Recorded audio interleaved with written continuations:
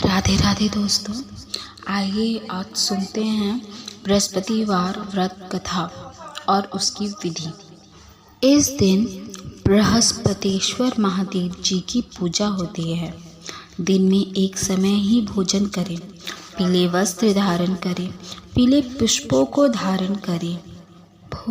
भोजन भी चने की दाल का होना चाहिए, नमक नहीं खाना चाहिए।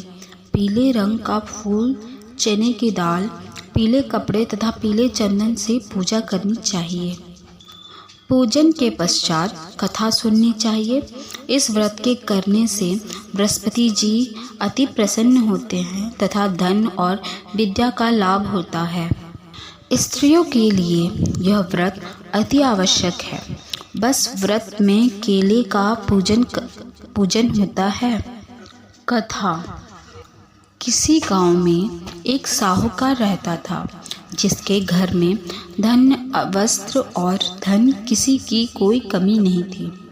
परंतु उसकी स्त्री बड़ी ही कृपण थी, किसी भिक्षार्थी को कुछ नहीं देती थी। सारे दिन घर के काम काज में लगी रहती। एक समय एक साधु महात्मा बृहस्पतिवार के दिन उसके द्वार पर आए और भिक्षा की याचना की। स्त्री उस समय घर के आंगन को लीप रही थी।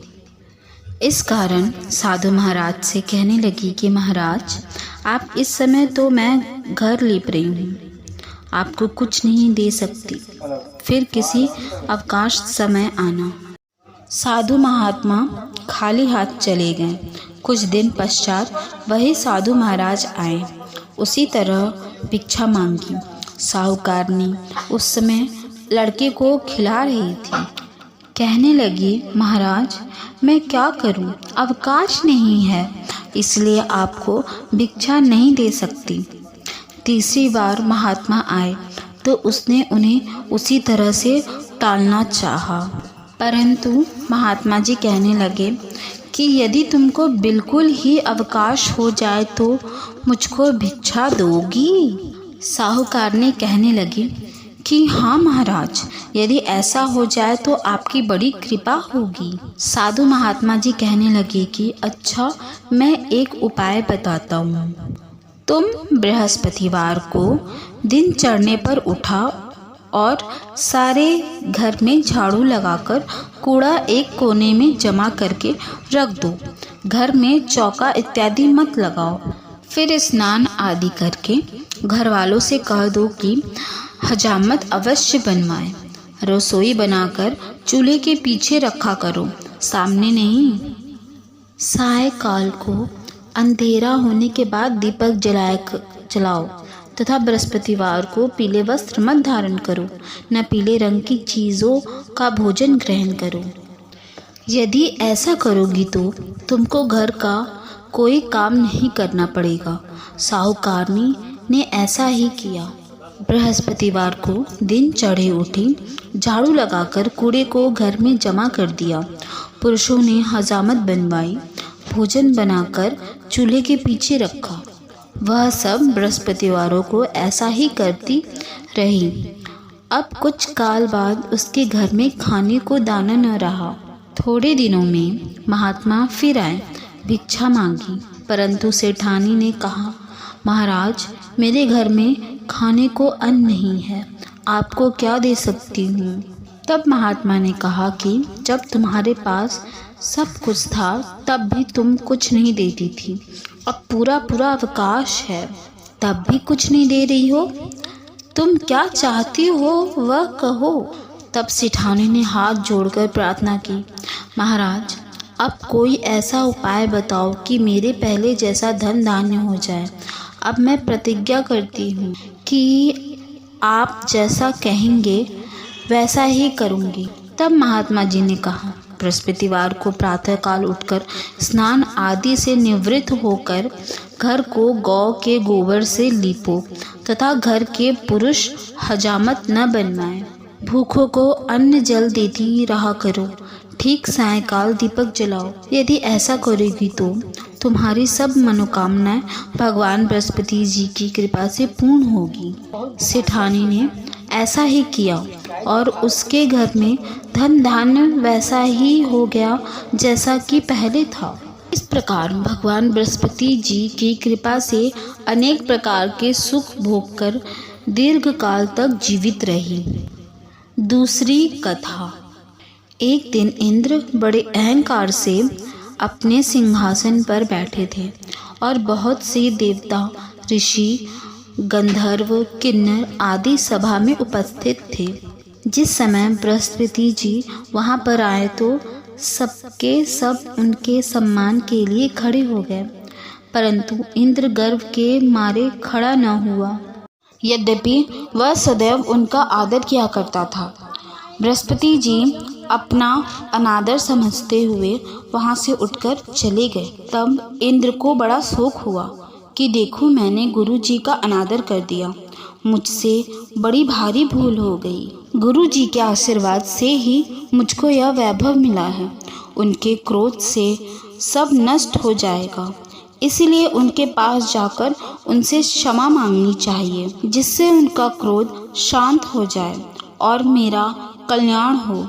ऐसा विचार कर इंद्र उनके स्थान पर गए। जब बृहस्पति ने अपने योग बल से यह जान लिया कि इंद्र क्षमा मांगने के लिए वहां आ रहे हैं, तब क्रोधवश उससे भेंट करना उचित न समझकर अंतर्ध्यान हो गए। जब इंद्र ने बृहस्पति जी को घर पर न देखा, तब निराश होकर लौट आए। जब दैत्यों के राजा देववर्मा को यह समाचार विदित हुआ तो उसने गुरु शुक्राचार्य की आज्ञा से इंद्रपुरी को चारों तरफ से घेर लिया। गुरु की कृपा न होने के कारण देवता हारने व मार खाने लगे। तब उन्होंने ब्रह्मा जी को विनय पूर्वक सब वृतांत सुनाया और कहा कि महाराज, दैत्यों से किसी प्रकार बचाइए। तब ब्रह्मा जी कहने लगे कि तुमने बड़ा अपराध किया है, जो गुरुदेव को क्रोधित किया। अब तुम्हारा कल्याण इसी में हो सकता है कि त्वष्टा ब्राह्मण का पुत्र विश्वरूपा बड़ा तपस्वी और ज्ञानी है, उसे अपना पुरोहित बनाओ और तुम्हारा कल्याण हो सकता है। यह वचन सुनते ही इंद्र त्वष्टा के पास गए और बड़े विनीत भाव से त्वष्टा से कहने लगे कि आप हमारे पुरोहित बनिए, जिससे हमारा कल्याण हो। तब त्वष्टा ने उत्तर दिया कि पुरोहित बनने से तपोबल घट जाता है, परंतु तुम बहुत विनती करते हो, इसलिए मेरा पुत्र विश्वरूपा पुरोहित बनकर तुम्हारा रक्षा करेगा। विश्वरूपा ने पिता की आज्ञा से पुरोहित बनकर ऐसा यत्न किया कि हरि इच्छा से इंद्र वृषवर्मा को युद्ध में जीतकर अपने इंद्रासन पर स्थित हुए। विश्वरूपा के 3 मुख थे।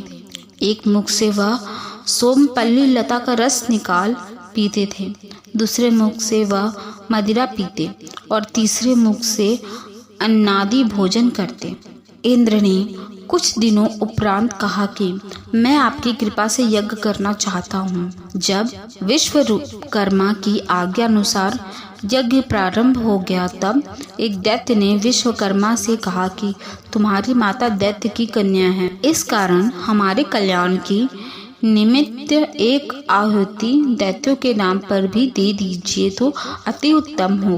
विश्वरूपा उस दैत्य का कहा मानकर आहुति देते समय दैत्य नाम भी धीरे से लेने लगे। इसी कारण यज्ञ करने से देवताओं का तेज नहीं बढ़ा।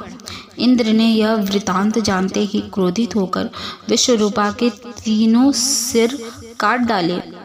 मद्यपान करने से भंवरा, सोमपल्ली पीने से कबूतर और अन्न खाने से मुख से तीतर बना। विश्वरूपा के मरते ही इंद्र का स्वरूप ब्रह्म हत्या के प्रभाव से बदल गया। देवताओं के 1 वर्ष पश्चाताप करने पर भी ब्रह्म हत्या का वह पाप न छूटा, तो सब देवताओं के प्रार्थना करने पर ब्रह्मा जी बृहस्पति जी के सहित वहां गए। उस ब्रह्म हत्या के 4 भाग किए उनमें से एक भाग पृथ्वी को दिया। इसी कारण कहीं कहीं धरती ऊंची नीची और बीज बोने लायक भी नहीं होती। साथ ही ब्रह्मा जी ने यह वरदान दिया, जहाँ पृथ्वी में गड्ढा होगा कुछ समय पाकर स्वयं भर जाएगा।